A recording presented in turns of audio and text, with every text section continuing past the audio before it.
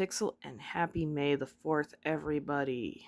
Today, we're going to be making Vader burgers. They were originally a thing in, correct me if I'm wrong, but France for May the 4th. For that, we're going to need those black hamburger buns I made, and you're going to see them on Wednesday. Pieces of lettuce, pepper jack cheese, slices of tomato, about a pound of hamburger, a red pepper, a sprinkle of red pepper flakes, a cup of mayonnaise, and those lovely sweet spicy chilies that we made in our short the other day.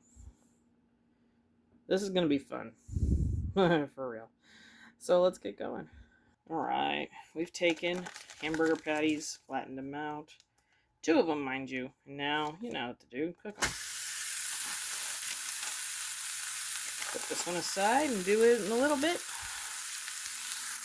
Right, I let our peppers go for probably about a good 8 minutes. They started getting black. They're a lot more soft. All that's left to do is put them in. I'm using a mini food processor, but you could use a high-powered blender or a bigger food processor. And we're just going to start dicing them up. Alright, once we get those starting to break up real tiny, we're going to add in the mayonnaise. A generous little spoonful on every side if you can. And then red pepper flakes. Top that back off again and we'll mix it up. And all that's left is to assemble once our sauce is done. As you can see, it's a nice creamy puree. Put a little of that on each side.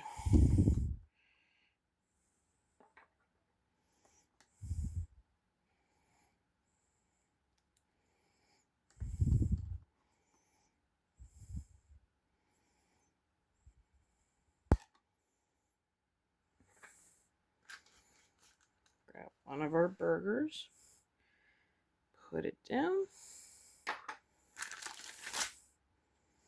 Got our pepper jack cheese. Other burger. Other pepper jack cheese. One of those nice tomatoes.